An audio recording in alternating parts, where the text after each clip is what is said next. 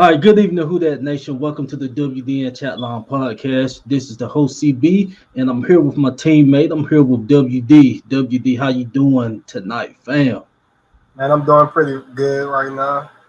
As you know, we gotta get into these cornerbacks. This ain't what we meant by lockdown Lattimore. I feel you on that. And tonight we have brought back our guest, draft analyst Jake White. Jake White, how you doing tonight, fam? Doing good, man. Just ready to talk about these cornerbacks. See if we grab one of them in the first or second round. And make sure you guys go follow this guy. For the ones that watched our first segment, we done the linebacker position. For the ones who hadn't saw it, please go check that out. I think we did a great job with giving, our thoughts on who will be sitting there between first and third rounds. Linebacker last week and cornerback this week. We have stated, religiously that these two are the positions that we need to get, early in the early rounds of the draft. So we have picked 5 cornerbacks that we think will be sitting there, in the early rounds, ranging from 28, to our third round pick. JC Horn, we have been raving about him, especially in Who Dat Nation, that he's going to be, sitting there at 28 for us.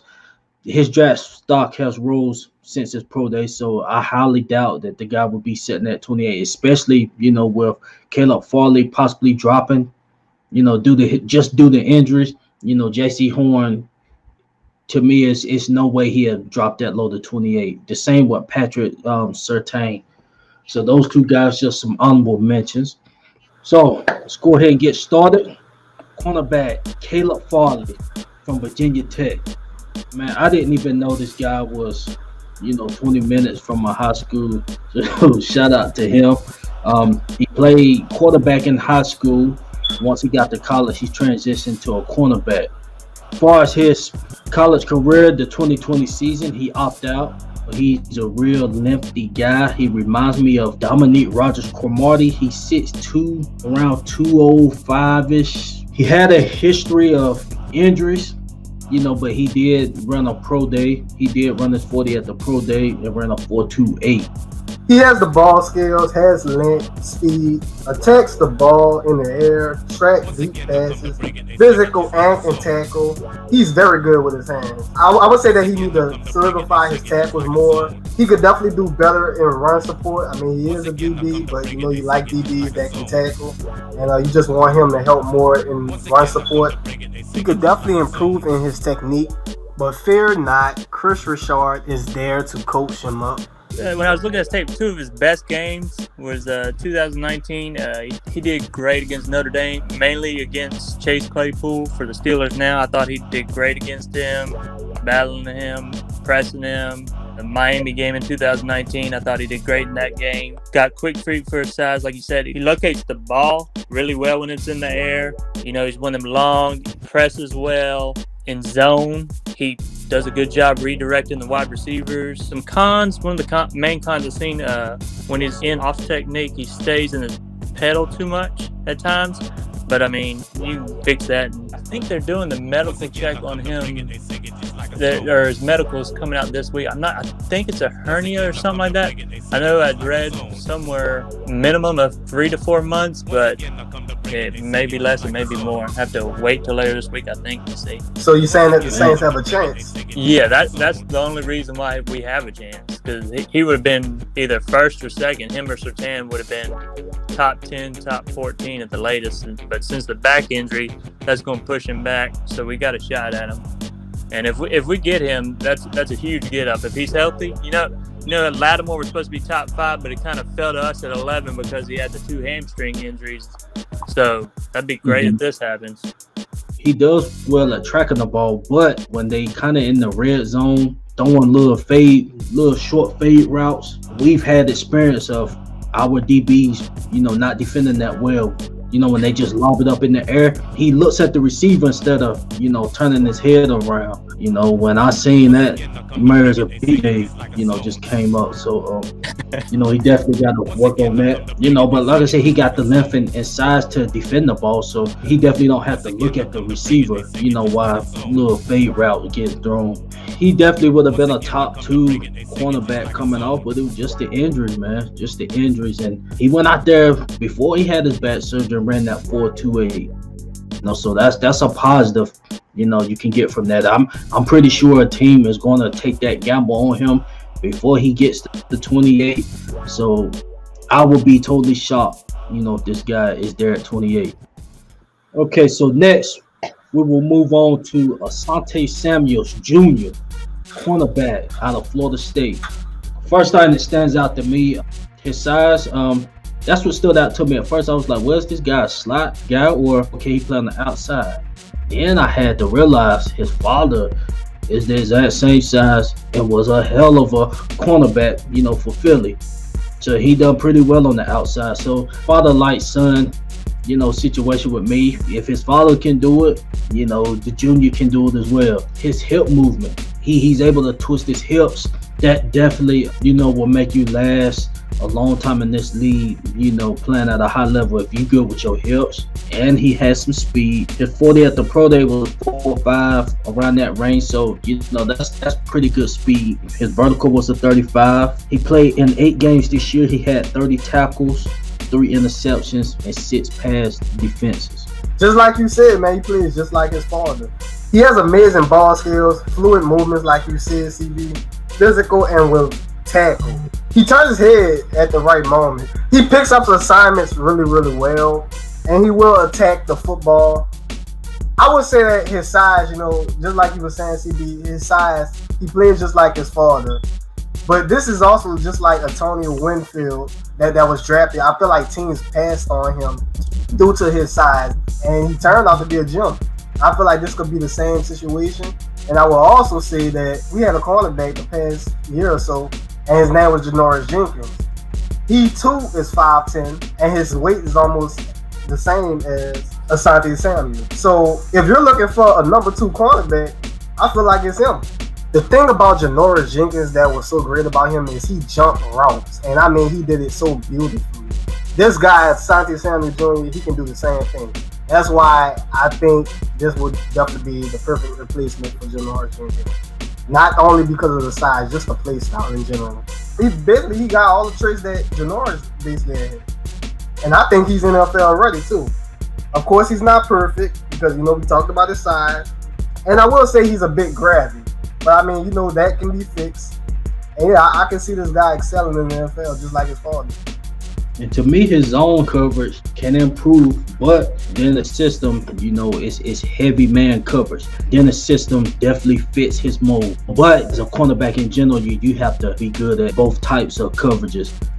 But just the fact that Dennis is a man cover heavy type of guy, this is going to fit his mold very well. His strength is there. Basically, man, quick feet. That was a perfect guy that you named WD with Janoris. I mean, of course, we know what his daddy was doing, but we had a guy that was about the same size playing for us last year. Hopefully, the coaching staff ain't looking at that. And really, if you got quick feet, good hip movement, and as fast, it don't matter how big or small you are, you're going to be able to stay with your receiver. And he got some strength, so that will definitely help him out. I can see him in Dennis' system. Now, I don't know if he'll be there at 28, but if he is an early day 2 guy, I want us to trade up and go get this guy if we didn't get a corner, at 28. The one thing that kind of bugged me was he kind of face guards and he'll grab and turn those into flags. His size, I'm like y'all, I'm like, oh, he ain't 6 feet or nothing. You think he's small and stuff. But then if you go and look at Jair Alexander size, about the same size, same height and everything. And he was one of the best cornerbacks in the league last year. Talk about his dad. So you got that pedigree. So you're like, well, if he turns out close to his dad, that's a great pick for us. He kind of reminds me, I know y'all remember, well, y'all may remember Brent Grimes for the Falcons. He kind of reminds me a little bit of him. Yeah. He kind of reminds me of him. But yeah, the first thing you notice is quick feet, change of direction's good. He's got good body balance and everything. But yeah, I'm kind of with you, CB, in that early second round range. If we could get a linebacker in the first, if we could trade one of those thirds or trade a fourth and move up and get him. Be best case scenario. Like you grab Zaven Collins and then grab him. Man, that'd be perfect for us because he'd be a perfect number 2. He could even be molded into number 1 if we need him to be. If Lattimore does end up getting suspended. But yeah, I definitely wouldn't mind having him. And as far as, teams trying them, like we were saying, he got good strength. So I don't see, teams just trying to, throw jump balls. He got good eyes. He's not looking at receivers when you trying to throw a little deep route, like a deep fade, like Caleb Farley we was talking about earlier. So basically, this guy would be perfect for us. Next up, Greg Newsome II, cornerback out of Northwestern. This guy is 6'1", 190 pounds. As far as his pro day, he had a hell of a 40, or 4.38. But before I get into analyzing him, I do want to say this. You guys probably heard this as well. At his pro day, in the skill position, he didn't have a good day, according to some scouts. One scout said, that he looked gassy. As a corner, why is you showing up at a pro day gassy? Another guy said, he was stiff, had stiff hips. When I was analyzing him, on tape, his hips was looking pretty good. So, that definitely probably won't sit well with draft scouts because, you behind the 8 ball, not having an NFL combine. So, you want to show up at these pro days at one point. He played in 3 games. He was injured, so he was only available for 3 games. So 12 tackles, an interception. But what stood out to me was 7 pass defenses. That was great numbers for playing in 3 games. I would say that this guy, he adjusts to any scheme. Man, he mostly a cover 3 guy. Nearly elite ball tracking. Locates the ball, can dislodge the ball, will tackle and run support, can recover when trailing a receiver. You can say that he does have a low number of takeaways. He does have a lot of penalties in press coverage, and I would say that he needs to trust his eyes more as well. Back to his low number of takeaways. That's where you can look at his pass deflections, and you can see that's where he excels. Like, he's very good at locating the ball. I think this may be our guy at 28. Great length, more of a cover 3, but he does well on press. He's got a solid back pedal, smooth with hip. PFF, I think, said he allowed 31.6% completion rate, just 7.8 yards per catch, which is that's great. He's young and everything. I think he could be somewhat of a project, but could be great his first year too. He's competitive. Whenever he does tackle, he hits and he tries to pop that ball loose every time, it seems like. Doesn't do the greatest on face routes. His penalties, he tends to grab some. 15 career penalties. Got to work on that. I think he may be there at 28. He'd probably go somewhere between 20 and 30 right there. So we probably have a chance at him. My main takeaway from this guy is his inability to play a full season. He never was able to complete a full season with the team. So that could be concerning. Is it Caleb Farley type concerning? Probably not, because, Caleb Farley was, arguably the best cornerback in the draft. He not better than those guys at the top. So, he definitely is one of the best. But, just his inability to play a full season.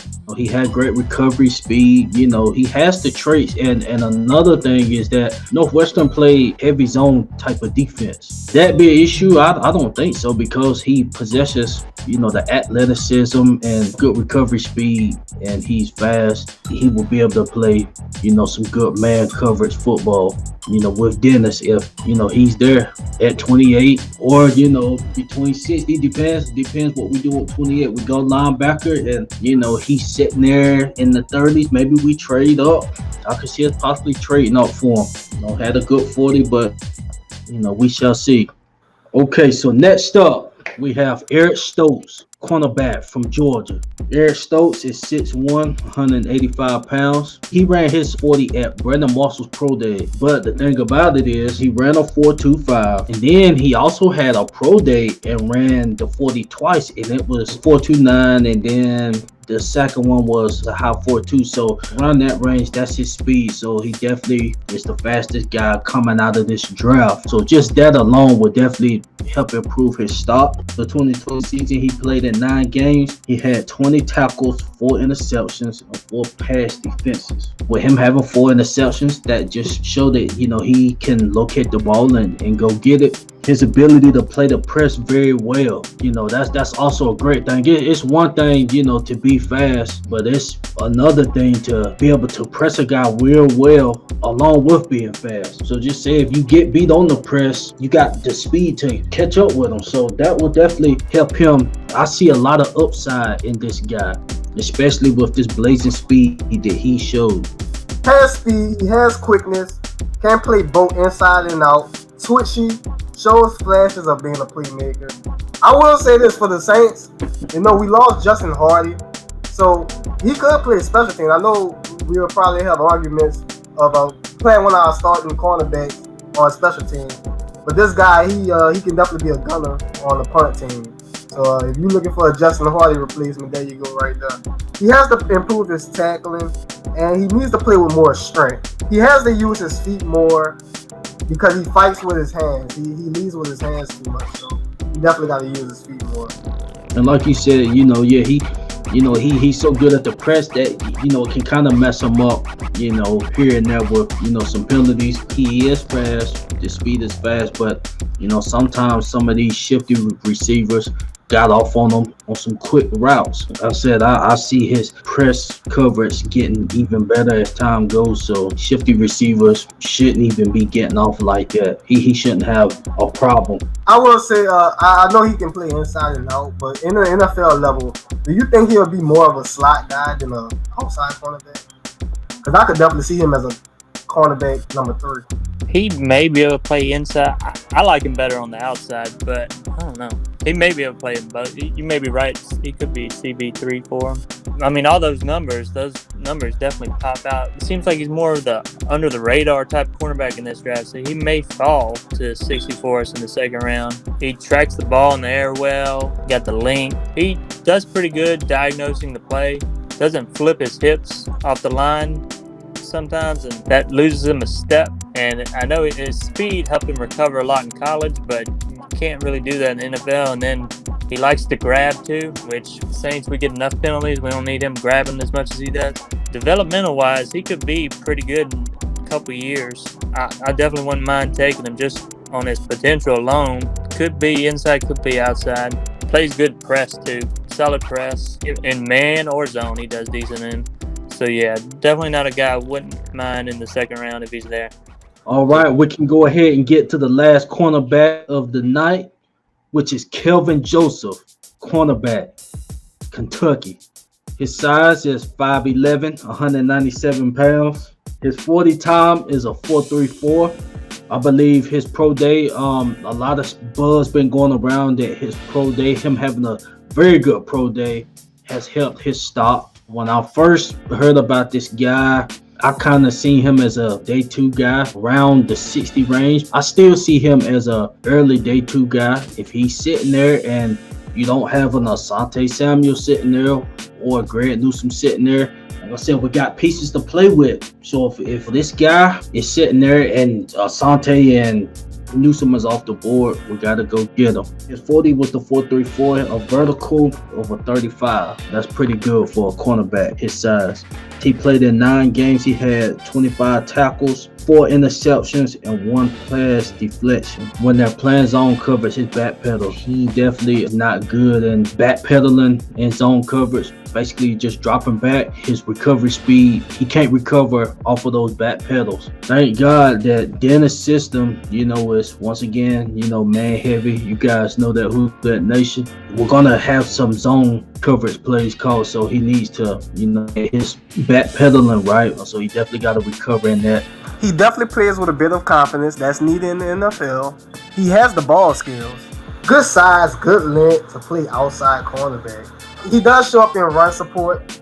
I will say that he is a bit of inexperienced. Sometimes he does give up a little bit of too much separation, and he could definitely play better at the goal line. Yeah, this guy after the pro day, he jumped up like you were saying, CB. I was seeing him mainly into the second, into the third round, and then I seen on McShay's mock, he had him going like 40 or 44, and then Daniel Jeremiah for NFL Network had him going, I think it was to the Chiefs at 31. So his pro day definitely helped him. Length and physicality stood out to me. You know, he's one of them ones, plays kind of with a chip on his shoulder. Plays with confidence, which is what you need. You know, he gets burnt one time, he forgets about it, and just plays hard the next play. That's one thing I really liked about him. I remember him, he covered Kyle Pitts a lot. I thought he did decent against him, and Pitts is one of the best in this draft. He did good covering in Alabama's game for the most part. They didn't do good against Bama, of course, but he did decent. Yeah, definitely wouldn't mind taking him if he's there in the second. Whenever he's pressing, that dude punches. He presses great. He was at LSU. I can't remember if he got kicked out or he transferred. I think it may have been marijuana or something. So I remember he got suspended for the bowl game in 2018, and then he transferred. I think it was for marijuana. But I don't know if he's one of those guys that rather stay away from Louisiana just because he's around the wrong crowd. But if not, I would definitely take a chance on him because the physicality's there and everything. It's weird because it's Kentucky, but I wouldn't mind if we went back-to-back Kentuckys with Jamin Davis in the first and then Kelvin Joseph in the second. He definitely plays with a chip on the shoulder. Like Jake was saying, this guy is very feisty at the line. He has some good hip movement. That 4.34, it was weird that the expectation with his 40 wasn't supposed to be that high. Like I was saying earlier, having good hip movement along with speed, it's nothing but up from there, you know, because those are the main tools needed as a cornerback. And as far as him tracking the ball, you know, he definitely tracks the ball. I see him more as a ball hawk. He likes to go for the ball, you know, so I could possibly see him, you know, trying to jump passes like a Janoris. You know, Janoris, you know, he loves to jump routes and stuff. I see that type of player in him. We shall see, man. He definitely helped his draft stock. Without having an NFL combine, this guy definitely done himself some good. You know, I would love to have all 8 draft picks, but after 28, it's going to be somebody sitting there, you know, whether it's a linebacker or a corner that we went over, and we got to go get it.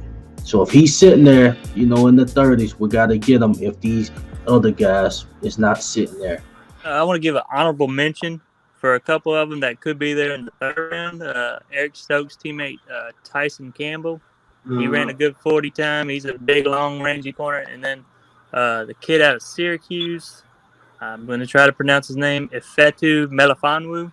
I know his brother got drafted in the second round a few years back.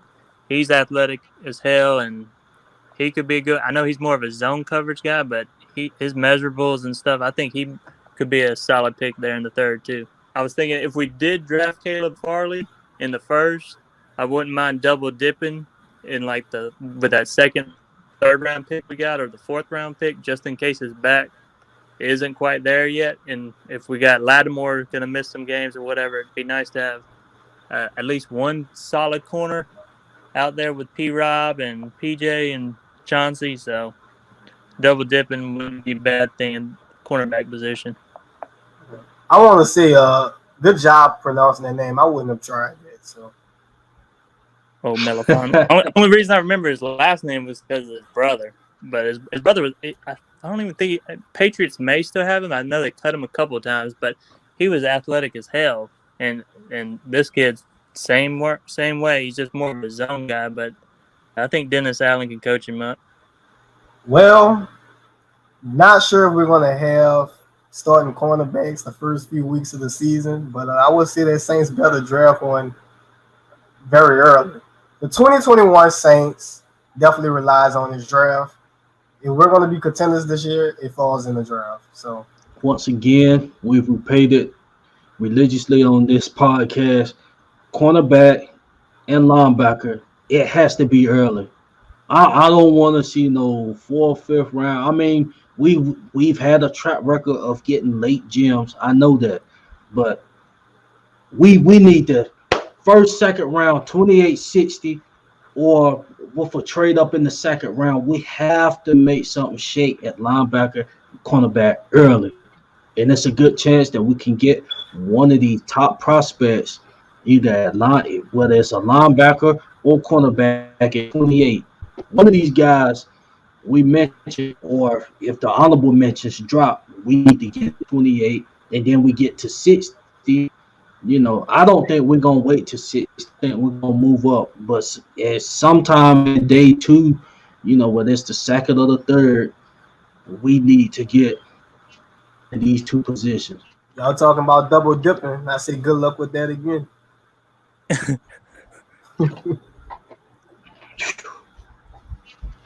We're going to draft Stanley Jean-Baptiste and Martez Wilson? Is that what you're saying? I'm saying we getting the offensive lineman in the first round. I hope not. Oh, boy. Oh, yeah.